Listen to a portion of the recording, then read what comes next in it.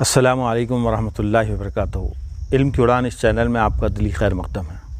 عزیز سامعین، جیسا کہ آپ جانتے ہیں کہ ہم اس چینل کے ذریعے سے بہت ساری اردو شاعری کو سمجھنے کی کوشش کر رہے ہیں، اور ہم یہ بھی دیکھتے رہتے ہیں کہ اردو شاعری کے اندر ایک لفظ بار بار استعمال ہوتا ہے، وہ ہے عشق، محبت، پیار۔ لیکن عام طور پہ ایک عام قاری یہ سمجھتا ہے کہ یہ تمام لفظ ایک ہی ہیں، لیکن ایسا نہیں ہے۔ اردو شاعری میں ان تمام لفظ کا ایک الگ الگ اپنا اپنا مقام ہے، اور عشق جو ہوتا ہے اس کے درجات الگ الگ ہوتے ہیں۔ تو آج ہم اسی کو سمجھنے کی کوشش کریں گے۔ عشق دراصل میں دو طریقے کے ہوتے ہیں، ایک ہوتا ہے عشق مجازی اور ایک ہوتا ہے عشق حقیقی۔ عشق حقیقی کیا ہوتا ہے اور عشق مجازی کیا ہوتا ہے، سب سے پہلے ہم اس کو سمجھتے ہیں۔ عشق مجازی اسے کہیں گے جو دنیاوی چیزوں سے عشق ہوتا ہے۔ عام طور پہ لوگوں کو کسی لڑکی سے عشق ہو جاتا ہے تو یہ عشق مجازی ہے، اور ایک عشق ہوتا ہے جو صرف اللہ سے ہوتا ہے، اللہ کے رسول سے ہوتا ہے، اس کو ہم عشق حقیقی کہتے ہیں۔ تو یہ دو چیزیں ہم سب سے پہلے سمجھ چکے ہیں۔ اس کے بعد اب دیکھتے ہیں کہ عشق کی کون کون سی قسمیں ہیں اور عشق کے درجات کیا کیا ہیں۔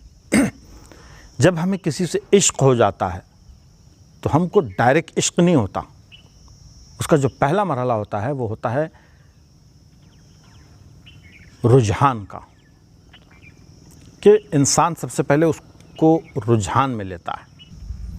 تو پہلا مرحلہ جو ہوتا ہے وہ رجحان ہوتا ہے، کہ جب کسی سے عشق ہوتا ہے تو انسان سب سے پہلے اس کی طرف اٹریکٹ ہوتا ہے اور وہ اس میں دلچسپی لینا شروع کرتا ہے، اسے رجحان کہتے ہیں۔ یہ عشق کا پہلا اور نچلا درجہ ہے، یہ آغاز ہے، یہ شروعات ہے۔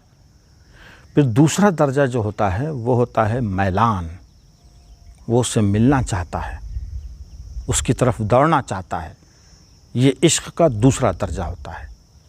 اور اس درجے کے اندر وہ ایک بے چینی کی کیفیت محسوس کرتا ہے، وہ چاہتا ہے کہ وہ جسے میں رجحان محسوس کر رہا تھا اس سے ملوں، اس سے ملاقات کروں، اس کے بغیر نہ رہ سکوں، یہ کیفیت اس کے اندر پیدا ہوتی ہے۔ رجحان، میلان، یہ دو کیفیات ایسی ہیں، ان دو کیفیات سے جب انسان نکلتا ہے تو اسے محبت ہوتی ہے۔ محبت میں انسان جب داخل ہوتا ہے تیسرے درجے میں، اس درجے میں وہ اپنے آپ کو بھی اس کے بغیر بے چینی محسوس کرتا ہے جس سے اس کو عشق ہونے جا رہا ہے، اور اس کے بغیر زندگی کو ادھوری سمجھتا ہے، اور یوں محسوس کرتا ہے کہ اس کے بغیر میری دنیا، میری زندگی ادھوری ہے۔ پھر انسان وہاں سے جب نکلتا ہے تو تیسرے درجے میں چوتھے درجے میں داخل ہوتا ہے، اور اس درجے کا نام ہوتا ہے عشق۔ کچھ حکیموں کے نزدیک عشق دراصل میں اشقہ سے بنا ہے۔ اشقہ ایک بیل کو کہتے ہیں، جب کسی درخت پہ چڑھ جاتی ہے تو وہ اس درخت کو سکھا دیتی ہے۔ تو حکیموں کے نزدیک عشق یہ ایک بیماری کا نام بھی ہے، جب کسی انسان کو لگ جاتی ہے تو وہ اس کو سکھا کر رکھ دیتا ہے۔ تو یہ کیفیت جب انسان کو ہوتی ہے تو وہ عشق کے مقام پر پہنچتا ہے، اور عشق کرنے والے کو عاشق کہتے ہیں۔ اور انسان جب عشق کے درجے میں پہنچ جاتا ہے تو وہ اس حد تک بھی پہنچ جاتا ہے کہ کسی کو مار دے یا اپنے آپ کو مار دے، اس کیفیت میں بھی پہنچ جاتا ہے۔ وہ اپنے عشق کو حاصل کرنے کے لیے تشدد کا راستہ بھی اختیار کر لیتا ہے، اور وہ یہ سمجھتا ہے کہ میں جس کو چاہتا ہوں، عشق کرتا ہوں، اس کے بغیر میری زندگی بے معنی ہے۔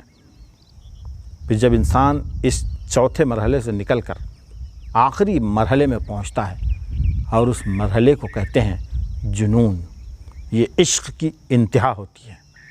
جب جنون کے مرحلے میں داخل ہوتا ہے تو وہ پاگل بھی ہو سکتا ہے، اور جو جنون کے مقام پر پہنچ جاتا ہے اسے مجنون کہا جاتا ہے۔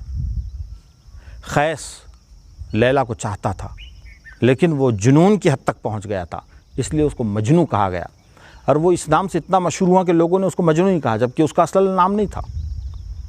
وہ اس مقام کو پہنچ گیا تھا، اس لیے دنیا نے اسے مجنوں کہا۔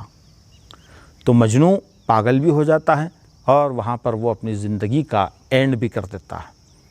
اس چیز کو پانے کے لیے جب وہ چیز اس کو حاصل نہیں ہوتی تو وہ اپنے آپ کو ختم بھی کر دیتا ہے۔ تو یہ تھے عشق کے درجات۔ میں چاہتا ہوں کہ ایک عام قاری ان تمام چیزوں کو سمجھے تو شاعری کو پڑھنے میں اس کا لطف بھی آئے۔ جب کوئی شاعر ان تمام الفاظ کو استعمال کرتا ہے تو وہ اس مقام کو، اس مرتبے کو ذہن میں رکھتے ہوئے ان الفاظ کو استعمال کرتا ہے، ورنہ کوئی شاعر کہیں پر بھی کوئی لفظ عشق استعمال کرے، محبت استعمال کرے یا جنون یا مجنون استعمال کرے تو مناسب نہیں ہے۔ وہ اس مقام کی کیفیت کو جب بیان کرنا ہوتا ہے تو وہ الفاظ کا استعمال کرنا ہوتا ہے۔